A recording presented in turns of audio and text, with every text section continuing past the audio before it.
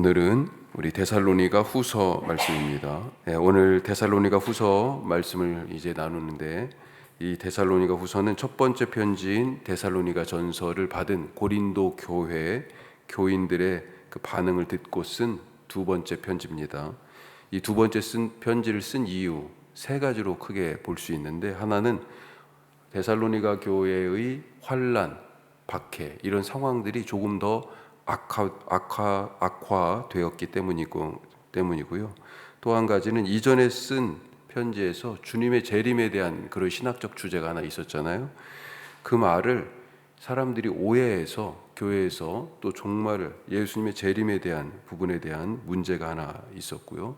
또 하나는 아직도 교회 안에 여전히 무질서한 자들, 이 무질서한 자들을 게으른 자들 이렇게 표현하고 있는데, 이런 사람들이 있기 때문이다라고 하는 것입니다.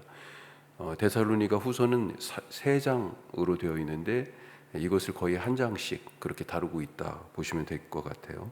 자, 오늘은 첫 번째 장 1장, 이들이 당하고 있는 지금 현재 악화된 그런 신앙생활의 상황, 환난과 박해의 상황들이 조금 더 심해진 그런 부분에 대한 말씀입니다.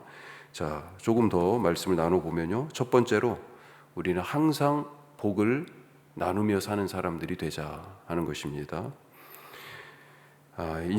우리 인사하잖아요. 아침에 만나면 인사하고, 오랜만에 만나도 인사하고, 한번 봤는데도 또 인사하고, 인사처럼 사실 쉬운 것이 없지만 인사처럼 어려운 것도 없다, 이런 생각도 들어요. 쉬운 인사를 하지 못해서 서로 어려운 사이로 지내는 그런 경우들이 참 많습니다. 제가 하나 고백할 게 있는데, 사실 저에게도 인사가 잘 안 되는 사람이 하나 있습니다. 우리 교회가 있는 이 건물에 6층의 학원 원장, 전에 여름에 이 앞에서 콜센터 직원들이, 건보 콜센터 직원들이 농성을 한참 했잖아요. 그때 알다시피 주변의 모든 건물들이 화장실을, 그때 또 더군다나 여름이었는데, 그리고 농성하는 분들 대부분 다 여성들이고, 그런데 여름이었고 또 여성들이고, 그런데 이 건물 주변의 건물 대부분이 다 문을 걸어 잠그고 화장실을 특별히 못 쓰게 했죠. 그래서 우리 교회만 화장실을 그때 열었었는데, 그때 어느 날 새벽에 1시 반쯤인가요? 전화를 받았어요. 자고 있다가. 무슨 말인가 한참 그랬어요. 항의를 막 하는 거죠, 저한테. 그러면서 교회 때문에, 이 사람들 때문에 학원이 안 되는데 교회가 문을 열어줘서 사람들이 자꾸 교회 이 건물을 왔다 갔다 해서 학원이 안 된다고. 한참 거의 한 20-30분을 통화한 것 같아요. 저는 그때 우선 그런 형편을 살피지 못해서 미안하다. 하지만 이게 교회가 할 일인데 당신이 그러니까 우리가 그 부분에 대해서 조정을 하겠다. 화장실 개방을 그래서 조금 조정을 했어요. 그리고 오시던 분들한테도 양해를 구하고, 하여튼 건물 안에 같이 있는 분이 우선 내가 못 살고 죽겠다는데 외면할 수가 또 없잖아요. 그런데 그분이 그 이후로 이렇게 엘리베이터에서도 자주는 아니지만 뵙는 경우가 있는데, 제가 인사를 해도 인사를 어떤 때는 거의 안 받는 것 같기도 하고 그냥 끄덕끄덕 하는 것 같기도 하고, 제가 인사를 먼저 안 하면 아는 체도 안 해요. 그리고 저는 최소한 밤에 늦게 술 먹고 전화한 건 아니니까 전화한 거에 대해서는 그런 건 좀 미안하다, 그리고 나름대로 이해해 줄 거라고 생각했는데 전혀 아니더라고요. 그러다 보니까 저도 인사를 잘 안 하게 돼요. 아니 해도 안 받고 아는 체도 별로 안 하고 너무 대면대면 해가지고. 그런데 오늘 말씀을 준비하면서 그분 만나면 다시 잘 인사해야 되겠다, 이런 생각을 다시 다짐하고 또 하리라 그렇게 마음 먹어봅니다. 오늘 바울은 교회를 위해서 복을 빌면서 인사합니다. 내용이 무엇입니까? 2절 말씀에 있어요. 하나님 아버지와 주 예수 그리스도로부터 은혜와 평강이 너희에게 있을지어다. 거의 대부분의 편지마다 이런 축복의 인사로 시작하죠. 내가 복을 주는 것이 아니라 하나님 아버지와 우리 주 예수 그리스도로부터예요. 내가 주는 것이 아닙니다. 내가 나눠주니까. 제자들이 오병이의 떡을 나눠줬잖아요. 그렇죠? 제자들이 주는 것입니까? 예수님이 떼어주신 거잖아요. 우리가 나눠주긴 하지만요, 내가 주는 게 아니고 하나님 아버지와 예수 그리스도께서 주시는 복입니다. 내가 복 주는 사람이 아닙니다. 하나님이 복 주시도록 비는 거고요. 우리에게 그 사람한테 주라고 주신 것을 내 거 아니에요. 그 사람한테 전달해야 될 의무와 책임이 우리 가운데 있는 것입니다. 그 복, 하나님이 주시는 복 받으면 어떻게 됩니까? 하나님의 사람이 되는 거고요. 하나님이 주시는 은혜와 평강을 누리며 사는 것입니다. 그래서 하나님 아버지와 주 예수 그리스도로부터 오는 은혜와 평강으로 복비는 거예요. 이것이 바로 구원의 삶 아닙니까? 하나님의 자녀가 되고 주님이 주시는 은혜와 평강으로 사는 게 그 사람이 하나님의 자녀죠. 구원받은 삶이죠. 오늘 만나는 사람들마다 바울처럼 축복하고 우리가 인사할 수 있기를 바랍니다. 하나님의 인사를 전하는 거예요. 내 인사하는 게 아니고. 우리 그걸 잘 안 될 때가 있지만 왜요? 저 사람한테 아까도 말씀드렸지만 반응이 안 오면 하고 싶지가 않잖아요. 하지만 예수님을 생각하면서 죄인인 우리가 반응이 없었지만 계속 우리에게 하셨잖아요. 예수님처럼 하나님의 사람이 되는 복을 그 사람이 받도록 우리가 복을 빌어 인사하고, 또 우리에게도 우리를 통해 갈 때 그 은혜가 우리 가운데도 있고 그 평강이 우리 가운데도 넘치는 거죠. 그렇게 누리시는 하루 되시기를 주님의 이름으로 축복합니다. 자, 두 번째로 더 깊이 뿌리를 내리자. 더 깊이 뿌리를 내리자. 아마도 박해의 상황이 디모데가 처음에 돌보러 갔잖아요. 다시 그때보다 훨씬 더 심각해진 것 같습니다. 4절 말씀 같이 다시 보죠. 4절입니다. 그러므로 너희가 견디고 있는 모든 박해와 환난 중에서 너희 인내와 믿음으로 말미암아 하나님의 여러 교회에서 우리가 친히 자랑하노라. 너희가 견디고 있는 현재형이에요. 너희가 견디고 있는. 데살로니가 전서는 과거형이 많아요. 그런데 후서는 현재형이 많아요. 그래서 연대를 두고 심지어 어떤 사람들은 이 데살로니가 후서가 먼저가 아니냐 이렇게까지도 얘기하시는 분들이 있는데, 하여튼 지금 현재 그 현재형의 박해와 환난, 교회가 여전히 박해와 환난 중에 있어요. 말씀도 듣고 은혜도 받고 사랑이 우리 안에서 넘치고 하나님과 뭔가 제대로 이렇게 참 관계가 잘 되고 그런 것 같으면 그런 것들 없어져야 될 것 같잖아요. 그런데 여전히 진행 중입니다. 여전히. 문제는 고난을 견딘다고 이 고난이, 이 환난이 소멸되지 않는다는 것입니다. 오히려 고난이 지금 더 거세지고 있어요. 이렇게 교회가 신앙생활하기 더 힘들어지는 환경 속에 있는 이 교회를 두고 바울이 지금 뭐라고 얘기해요? 그 속에 있는 교회의 모습을 보면서 자랑스럽다고, 자랑한다고 얘기하잖아요. 4절 끝에. 3절을 보면 또 이런 얘기가 있습니다. 같이 읽어요. 3절.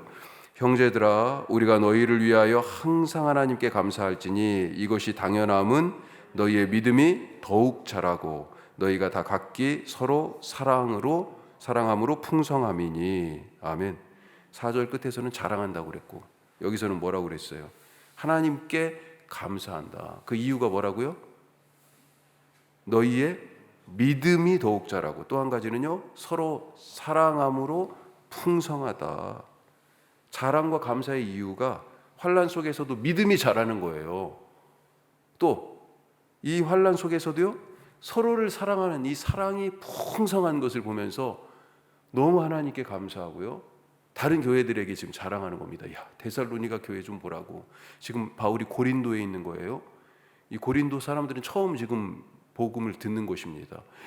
저기 데살로니가 교회, 저 사람들 좀 보라고. 저 공동체를 보라고. 믿음으로 자랐다고 돼 있습니다. 자랐다는 것은 위로 뻗었다, 우리가 이렇게 생각하죠. 그런데 사실 위로 뻗었다는 것을 생각하겠지만 아래로 더 깊이 뿌리 내림입니다. 이 자랐다라고 하는 것이 믿음이 자랐다. 위로 자라려면 아래로 더 깊게 뿌리 내려야 되잖아요. 아래로 뿌리 내리지 못하면 이거 위로 자랄 수가 없습니다. 뿌리만큼 캐보니까 그런다잖아요. 뿌리만큼 가지가 자라 있더라. 그런데 가끔 가지는 많이 자랐는데 뿌리가 깊지 않은 경우가 있어요. 어떻게 됩니까? 작은 환란의 바람에도 쓰러져서 뿌리째 뽑힙니다. 위로 자랄 수 있었던 것은 환란의 바람이 불 때마다 더 깊이 뿌리를 내렸기 때문이죠. 믿음이 자랐다라고 하는 것은요, 그만큼 믿음으로 깊게 뿌리 내렸다라고 하는 것, 우리가 잊지 말기 바랍니다. 또 사랑으로 풍성하다고 그랬어요. 이 풍성하다는 것은 열매가 있다는 얘기잖아요. 열매가 무엇 때문에 맺혀져요? 사랑해야 열매가 맺혀집니다. 사랑하지 않으면 열매가 없어요. 하나님의 사랑으로 예수님이 이 땅에 오시는 일, 그게 하나의 작용과 결과죠. 예수님이 우리를 사랑하셔서 우리가 생명을 얻었잖아요. 부모님의 사랑 때문에 우리 자녀들이 이 땅에 왔잖아요. 사랑하면요, 열매가 맺혀요. 구원을 받게 되고 생명이 풍성하게 되는 것입니다.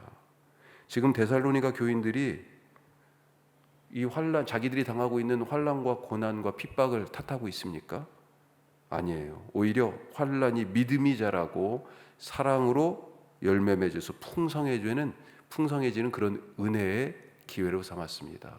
우리에게도 오늘 그와 같은 일이, 그런 하늘의 지혜가, 그런 하늘의 인내가 또한 있을 수 있기를 간절히 바랍니다.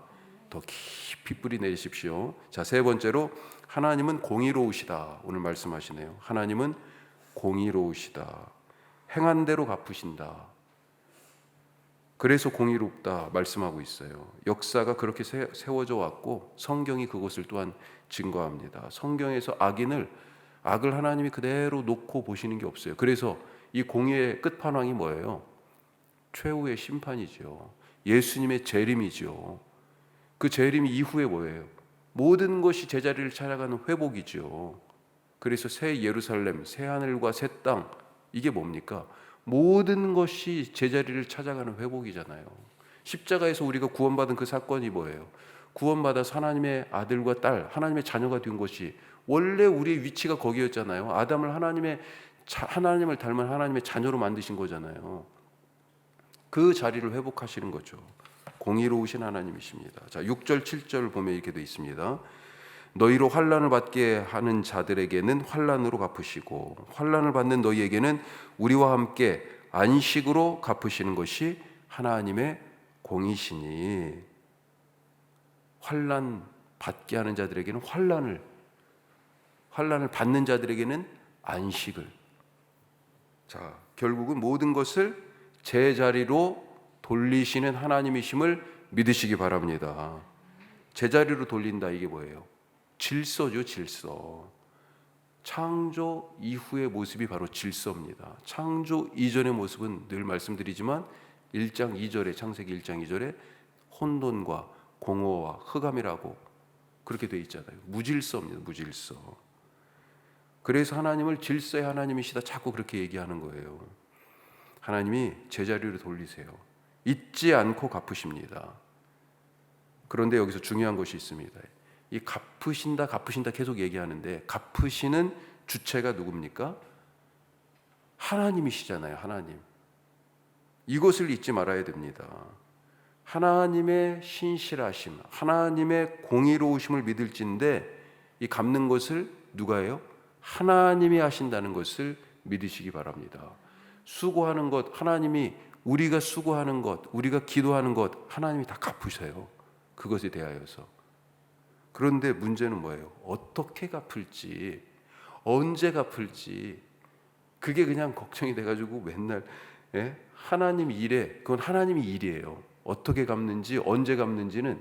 그래서 하나님 나라가 언제 옵니까? 그러니까 때와 시기는 누구 소관에 있어요? 예수님도 내 소관이 아니라고 그랬잖아요. 그건 하나님의 일이라고. 그런데 이 갚으시는 것, 이거 하나님 일이라니까요. 어떻게 갚으시냐고, 언제 갚냐고 하나님을 막 계속 졸라요. 그럴 필요 없습니다. 하나님이 하여튼 갚으세요. 하나님이 하신다는 믿음을 갖지 못하니까 자꾸 내가 갚으려고 하고요. 하나님이 일에 간섭해요. 간섭해. 그건 신앙생활이 그렇게 하면 힘들어지죠. 내가 갚으려고 하니까 선으로 악을 갚아야 하는데 악으로 악을 갚다가 악의 악순환에 빠지게 되는 것입니다. 일도 안 되고요. 나만 힘들어져요. 하나님이 공의로우신 분이신 것을, 갚으시는 분이신 것을 믿으시기 바랍니다. 오늘 내 기도에 하나님이 응답하세요. 다 갚으십니다. 오늘 내 수고에 하나님이 열매 맺게 하십니다. 다 갚으십니다. 그렇게 누리시는 하루 되시기를 주님의 이름으로 축복합니다. 기도하겠습니다.